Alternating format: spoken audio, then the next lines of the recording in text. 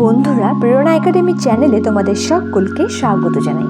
আজকের ক্লাসে আমরা বাংলা ব্যাকরণ থেকে ভাষা ও উপভাষা নিয়ে আলোচনা করব।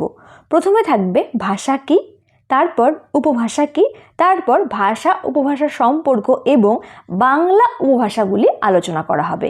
বন্ধুরা, তোমরা যারা এসএলএসটি বাংলা বিষয় শিক্ষক পদের পরীক্ষার জন্য প্রিপারেশন নিচ্ছ, আশা করছি ভিডিওটি তোমাদের কাজে লাগবে। বাংলা ব্যাকরণের উপর আমাদের চ্যানেলে অনেকগুলো ক্লাস করানো হয়েছে। তোমরা যারা ভিডিওগুলি দেখতে চাও, প্লেলিস্টে গিয়ে বাংলা ব্যাকরণ ক্লাস খুঁজলেই সেখানে সমস্ত ভিডিও পেয়ে যাবে। চলো তাহলে শুরু করা যাক। আর হ্যাঁ বন্ধুরা, চ্যানেলে নতুন হলে আমাদের পাশে থেকে চ্যানেলটিকে অবশ্যই সাবস্ক্রাইব করে রেখো, আর ভিডিও ভালো লাগলে একটা লাইক করে দিও। ভাষা কাকে বলে? আমরা সবাই জানি মানুষের কণ্ঠ নিঃসৃত বহুজনবদ্ধ ধ্বনির সমষ্টিকে ভাষা বলে, যেমন বাংলা, হিন্দি, ইংরেজি, জার্মান ইত্যাদি। আর উপভাষা কাকে বলে? কোনো ভাষার প্রত্যক্ষ ব্যবহারিক রূপকে তার উপভাষা বলে। ভাষাকে দুটোভাবে ব্যবহার করা যায়, যেমন মুখে মুখে বলে আর লিখে লিখে প্রকাশ করে। তাই উপভাষা হলো দুই প্রকার। কি? কথ্য উপভাষা ও লেখ্য উপভাষা। চলো এবার আমরা বাংলা উপভাষার শ্রেণী বিভাগটি দেখে নিই। বাংলা উপভাষা দুই প্রকার। কি? কথ্য উপভাষা আর লেখ্য উপভাষা। কথ্য উপভাষা আবার 5টি ভাগে বিভক্ত। কি? রাঢ়ী, বরেন্দ্রী, ঝাড়খণ্ডী, কামরূপী আর বঙ্গালী। আর লেখ্য উপভাষা আবার দু প্রকার। কি? গদ্য উপভাষা আর পদ্য উপভাষা।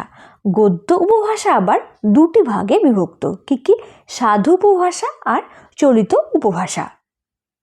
এবার আমরা জানব কথ্য উপভাষা কাকে বলে। কোনো একটি অঞ্চলের কথ্য ভাষা রূপের আঞ্চলিক যে ভাষা ছাঁদ তাকেই কথ্য উপভাষা বলে। বাংলা কথ্য উপভাষাগুলি 5টি ভাগে বিভক্ত। কি? রাঢ়ী, বরেন্দ্রী, ঝাড়খণ্ডী, কামরূপী ও বঙ্গালী। এখানে বিশেষভাবে যে কথাটি মনে রাখতে হবে সেটি হলো, আগেরকার দিনে অর্থাৎ ডক্টর সুকুমার সেনের আমলে কথ্য উপভাষাকেই সরাসরি উপভাষা বলা হয়েছে, কিন্তু বর্তমানে উপভাষা হলো কোনো ভাষার প্রত্যক্ষ ব্যবহারিক রূপ।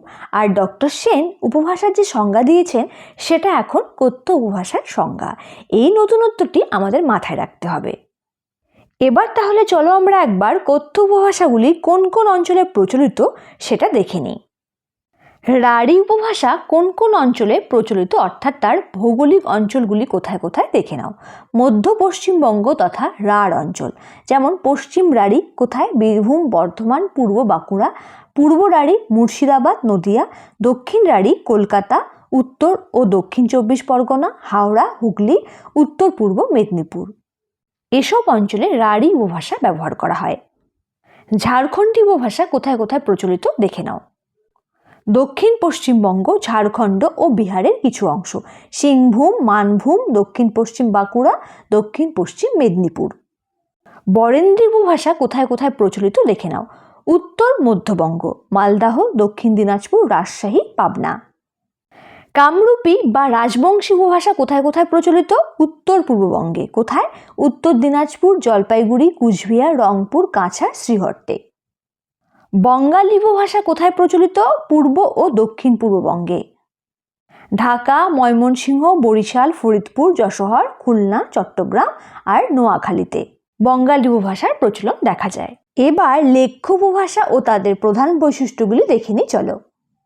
গদ্য উপভাষা কাকে বলে? লেখ্য উপভাষার ক্ষেত্রে গদ্য রচনার জন্য যে রূপটি ব্যবহৃত হয় তাকে গদ্য উপভাষা বলে। গদ্য উপভাষা দুই প্রকার। কি? সাধু ও চলিত। সাধু ভাষা কাকে বলে? লেখার জন্য যে কৃত্রিম ও গাম্ভীর্যপূর্ণ ভাষারূপ ব্যবহৃত হয় তাকে সাধু ভাষা বলে, যেমন তাহারা সকলে আসিয়া উপস্থিত হইলেন। সাধু ভাষার বৈশিষ্ট্যগুলি কি? সাধু ভাষায় তৎসম ও সংস্কৃত শব্দের প্রাধান্য বেশি দেখা যায়। সন্ধি ও সমাসবদ্ধ দীর্ঘাকৃতি পদের প্রয়োগ দেখা যায়। ক্রিয়াপদের পূর্ণাঙ্গ রূপ ব্যবহৃত হয়, যেমন করিয়াছি, গিয়াছি। সর্বনাম পদের পূর্ণাঙ্গ রূপ ব্যবহৃত হয়, যেমন তাহারা, তাহার, তাহাদের। অনুসর্গের পূর্ণাঙ্গ রূপের ব্যবহার দেখা যায়, যেমন হইতে, দিয়া প্রভৃতি। ভাষায় গাম্ভীর্য ও আভিজাত্যের প্রকাশ লক্ষ্য করা যায়। বাক্য গঠনে ও পদবিন্যাসে নিয়মবদ্ধ রীতির অনুসরণ, যেমন কর্তা কর্মের ক্রমবিন্যাসের পর বাক্যের শেষে ক্রিয়াপদের ব্যবহার ইত্যাদি। সাধু ভাষার একটি বৈশিষ্ট্য হলো এটি লেখ্য ভাষা। চরিত ভাষা কাকে বলে? রাঢ় অঞ্চলের ভাগীরথী তীরবর্তী এলাকায় প্রচলিত কথ্য উপভাষাকে মানদণ্ড করে যে কথ্য ভাষার অনুগামী লেখ্য উপভাষা চালু হয়েছে তাকে প্রচলিত বা সংক্ষেপে চলিত ভাষা বলে। যেমন সবাই এসে উপস্থিত হলেন। চলিত ভাষার বৈশিষ্ট্যগুলি হল ভাষায় তদ্ভব দেশি ও বিদেশি শব্দের প্রাধান্য দেখা যায়। অসমাপিকা ক্রিয়ার সংক্ষিপ্ত রূপের ব্যবহার, যেমন করে, বসে, রয়ে, চেয়ে, নিয়ে ইত্যাদি। সমাপিকা ক্রিয়ার সংক্ষিপ্ত রূপের ব্যবহার, যেমন ছুটছে, চলতো, পাচ্ছে, করছেন ইত্যাদি। সর্বনাম পদে সংক্ষিপ্ত রূপের ব্যবহার দেখা যায়, যেমন তার, তারা, যারা ইত্যাদি। অনুসর্গের সংক্ষিপ্ত রূপের ব্যবহার দেখা যায়, যেমন বাইরের, কাছে, থেকে, মাঝে ইত্যাদি। পদবিন্যাস ও বাক্য গঠন ভঙ্গি বিশেষ প্রকৃতির। ভাষা কিছুটা লঘু, সাবলীল ও স্বচ্ছন্দ গতিময়, যেন জীবন্ত। এবার আমরা জানব পদ্য উপভাষা কাকে বলে। কাব্য রচনার জন্য যে লেখ্য ভাষা রূপে সর্বনাম ও ক্রিয়াপদের বিশেষ পদ্যরূপ ব্যবহৃত হয় তাকে পদ্য উপভাষা বলে, যেমন মম, আমার, তব, তোমার, নারী, না পারি, করিনু, করলাম ইত্যাদি। পদ্য উপভাষার বৈশিষ্ট্যগুলি কি কি? পদ্যের ক্ষেত্রে বাক্যের সাধারণ বিন্যাসক্রম বেশিরভাগ ক্ষেত্রে রক্ষিত হয় না। পদ্যের ভাষা ছন্দবদ্ধ কাব্য ভাষা। পদ্যে সাধু ও চলিত ভাষার মিশ্রণ লক্ষিত হয়। ছন্দ কবিতায় অন্তমিল থাকে। বন্ধুরা, এই ছিল আজকের ভিডিওর আলোচ্য বিষয়। আশা করছি ভাষা উপভাষা থেকে যে ক্লাসটি নেওয়া হলো সেটি তোমাদের কাজে লাগবে। বন্ধুরা, ক্লাসটি কেমন লেগেছে নিচে কমেন্ট বক্সে কমেন্ট করে জানাও। আর আমাদের পাশে থেকে চ্যানেলটিকে অবশ্যই সাবস্ক্রাইব করে রেখো। দেখা হচ্ছে পরের ভিডিওতে। ততক্ষণ ভালো থেকো, সুস্থ থেকো।